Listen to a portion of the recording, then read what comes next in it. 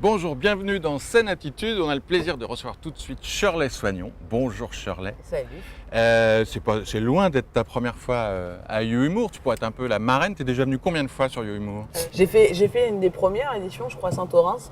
J'ai fait Nantes et j'ai fait ici, Lyon. Mais je crois que j'en ai fait un autre que j'ai oublié. J'en ai fait 3-4, je crois. Alors, tu es certainement l'humoriste que je connais qui a le plus de tchatch et une empathie dans la tchatch. On a l'impression que tu peux embrasser toute la salle d'une seule C'est pas une impression, phrase. mon gars. J'ai vraiment envie de vous baiser quand je suis sur scène. Vous êtes Alors, bien. et quand on est dans le public, c'est pas une impression du tout. Tu as toujours eu une tchatch comme ça depuis toute petite? Certainement, je me suis pas trop regardée, mais j'ai l'impression que j'étais pas le. Enfin, si, j'étais la boute en train un peu dans les classes et tout, mais je suis pas une. Ouais, je sais pas. J'aime bien les gens, vraiment. Je crois que j'aime bien l'humain, même quand il est moche. Pas physiquement, même pas physiquement, je veux dire dans son âme. Même quand il est bizarre, je le trouve quand même beau. Et tu fais du stand-up au féminin donc. Est-ce que le stand-up, ça a permis d'apporter... Donc, t'es pas si sûr que ça, mon gars. Hein. Franchement, tu connais pas ma vie. Hein. Tu m'as pas vu sous la douche. Je me fie aux apparences. Ouais, c'est ça. Je peux faire que ça. Est-ce que le stand-up, ça t'a permis d'apporter des thèmes nouveaux dans le milieu du café-théâtre, ou en tout cas d'avoir un rapport au public justement différent? Le stand-up, ouais, c'est quelque chose que je pratique depuis presque toujours. Sans m'en rendre compte au départ. Et puis, ça fait 3-4 ans que j'ai vraiment la conscience que je fais du stand-up parce que j'ai des références aussi américaines très talentueux et qui nous permettent, nous, jeunes stand-uppers français, de savoir qu'on a effectivement une marge de progression, mais aussi une discipline à part entière. Et c'est vrai que cette discipline, elle demande une seule chose, c'est la sincérité. La sincérité de ce qu'on pense, de ce qu'on ressent. Ne pas, on est loin d'être dans le non-dit et dans le bien-pensant. Donc du coup, forcément, ça nous amène à plein de sujets différents, variés, et on ne se limite pas dans ce qu'on pense et dans ce qu'on ressent. Ouais. Donc ça veut dire qu'on se livre plus, Exactement. même si les apparences restent trompeuses. Oui, non mais c'est vrai, non, mais je dis ça parce que stand-up féminin, ça voudrait dire qu'il y a un humour féminin et c'est pas tout à fait vrai. Moi je me rends compte que je suis bien plus grave que des potes à moi, des mecs, sur des sujets, je suis un peu plus des fois coriace qu'eux. Ils sont là quand même, tu vois, bah, ouais. Et on est des femmes, donc on peut se permettre de parler d'autres femmes aussi, tu vas dire. Donc l'humour féminin, c'est vrai que je pense que ça n'existe pas. Je pense que l'humour masculin n'existe pas non plus, mais il y a de l'humour nul. Et de l'humour nul. Et là, qu'est-ce que tu as prévu comme sketch pas nul justement pour You Humour? Ah, j'ai pas dit ça. Pour You Humour, là, ce soir, on va faire. En fait, je vais faire mon passage où je raconte mon expérience au Jamel Comedy Club en tant que femme, justement, parce que pour le coup, j'étais la seule fille de la troupe et que ça crée des sacrées différences. Vers 3h du matin, tu sais, quand on commence à tous être en chien, là, tu deviens vraiment une femme pour eux. Une vraie femme. Il y a un vrai potentiel. Pas le premier choix, mais un potentiel. Ben, j'imagine que ça devait être assez formateur comme expérience. Ouais, ça l'était pour plein de raisons, parce qu'on a fait on a fait la troupe tous les week-ends au Jamel Comedy Club, mais la tournée aussi. J'ai eu l'occasion de présenter une émission de radio, j'ai eu l'occasion de présenter une émission de télé.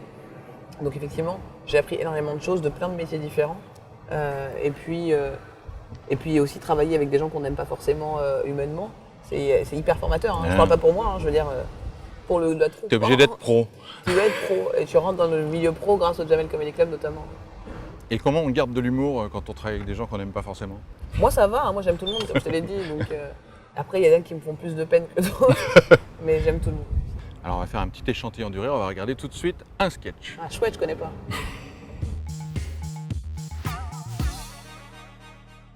Contente de venir à Lyon. Il n'y a pas longtemps que j'étais en tournée, pas très loin d'ici d'ailleurs. C'est un truc, petite parenthèse, parce que quand tu fais des tournées, tu découvres des villes que tu connaissais pas en France, ça c'est cool. J'ai découvert Menton. Vous connaissez Menton? Ouais, il n'y a que des vieux là-bas, c'est incroyable. Hein. Ah non, mais on dirait Springfield. Les gens sont jaunes et marrants. C'est incroyable. Mais c'était cool. Non, vraiment, j'ai beaucoup aimé l'expérience, que j'avais peur. Il n'y avait que des vieux dans ma salle. Vraiment, j'étais la seule personne de la salle à pouvoir faire ça. Sans aller aux urgences après. Mais c'était chouette. J'étais à Grenoble il n'y a pas longtemps, et puis quand je vais dans une ville, j'aime bien demander ce qu'on peut visiter dans la ville. Et on m'a dit, ouais non, à Grenoble, il faut plus visiter autour de Grenoble. Je dis à Lyon en fait. Hein.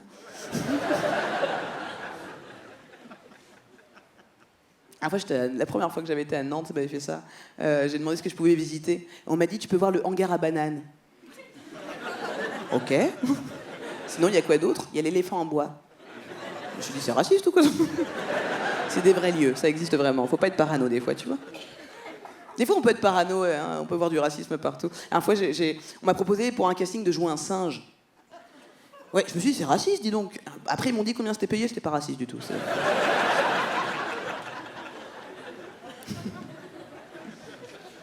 C'est vraiment un métier que j'aime, je le dis, c'est important. Tout le monde fait un métier qu'il aime dans la salle?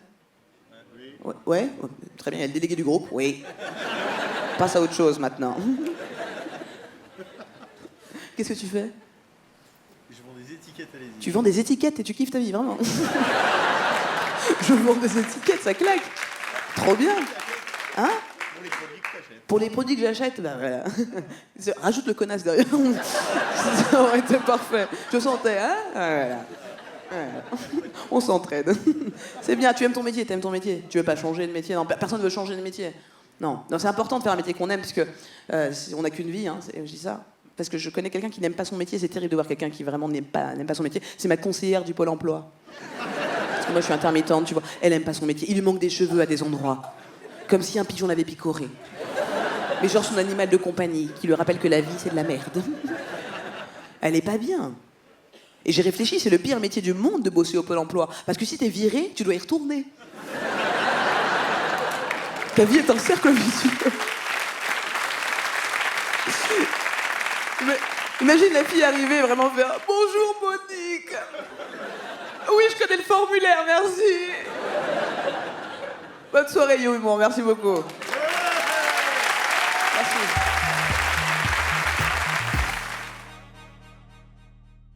On reprend avec ta nouvelle tournée, c'est une tournée un petit peu spéciale. Tu as établi un processus assez original qui donne bien envie, je trouve. C'est lequel? Cool. Bah, en fait, la tournée, c'est les gens qui la choisissent. Ça a commencé avec le spectacle Free, qui était mon deuxième spectacle, qui était avec des musiciens. Et comme c'était en français libre, je laissais le choix aux gens de choisir les villes, la première partie, le prix. Et en fait, c'est un concept qui marche bien pour tous les spectacles finalement, que les gens choisissent ma tournée. Donc les gens proposent leur ville. Au bout d'un certain nombre de villes proposées, par exemple, si Lyon est proposé 50 fois, enfin c'est une masse qui est calculée par un ordinateur. C'est pas loin, j'ai regardé sur ton site, c'est pas loin, on peut y aller là. Ouais, exactement. Bah ouais, on est bientôt, on va faire Lyon. J'ai pas encore ouvert la date, je crois, mais on va la faire. On a 55 dates maintenant, 55 dates en tout de septembre à décembre grâce au site, donc c'est cool. Et les gens peuvent vraiment choisir la première partie. Donc en fait, on propose 4 premières parties possibles de la région, des artistes de la région à chaque fois.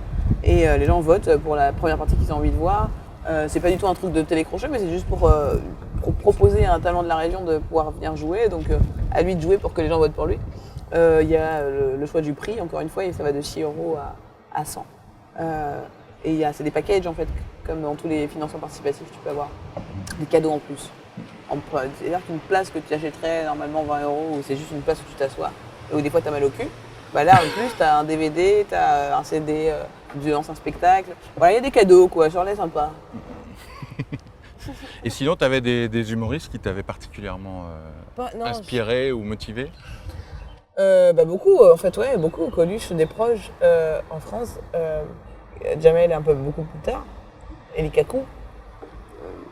C'est des gens qui m'ont inspiré, qui m'ont fait marrer. Tex Avery, j'aime beaucoup aimer les dessins de Tex Avery, ils m'ont beaucoup parlé. Mais les choses qui sont en dehors de l'humour aussi m'inspirent pour créer. Alors justement, quand tu n'es pas sur scène, tu as quoi comme hobby, comme passion hors de l'humour? J'ai quoi comme passion? Enfin, comme J'ai même du mal déjà avec juste, les passions. qu'est-ce que tu fais de tes journées quand tu n'es pas sur scène? Ah bah attends, je produis. Alors du coup, j'ai vraiment beaucoup de travail, tous les jours, du matin au soir. Et c'est pas une passion, mon pote. C'est du boulot. C'est du boulot. Mais non, mais tout ce que je fais, je le fais avec passion, évidemment. Enfin, en tout cas, avec cœur. Et la production fait partie des choses que je fais avec cœur. Et lui, Adrien Arnoux, qui est un jeune stand-upper qui a déjà fait plus de 1000 scènes sur Paris. Il joue pratiquement tous les soirs, 2-3 fois par soir, dans des plateaux pour roder son matériel. Et c'est vraiment ça le stand-up, c'est vraiment travailler d'abord 5 minutes par-ci, 5 minutes par-là, jusqu'à temps que ce soit très solide. Et quand tu mets bout à bout ces 5 minutes pour que ça fasse 1 heure, t'es prêt. On n'écrit pas à 1 heure d'un coup. C'est vraiment la différence de la discipline avec un spectacle, un one, où tu as tendance à écrire tout d'un coup, tu joues, puis il y a des passages qui sont bof. Et là, le but, c'est vraiment d'avoir un super spectacle. Et donc, je pense que ce monsieur est sur la bonne voie. Super. Adrien Arnoux. D'ailleurs, Adrien et moi, on est en tournée ensemble en fait sur septembre-décembre, puisqu'il rôde son premier spectacle et moi le 3e. Donc c'est une occasion pour moi de revenir dans les cafés-théâtres, et puis pour lui de découvrir la France à travers les cafés-théâtres, et de rôder son nouveau matériel. Donc vous pouvez nous retrouver partout tous les deux. Super passage de relais. Bah, merci beaucoup Charlotte d'être venue faire un tour à Ça fait Scène-Attitude. plaisir. À bientôt. Yes.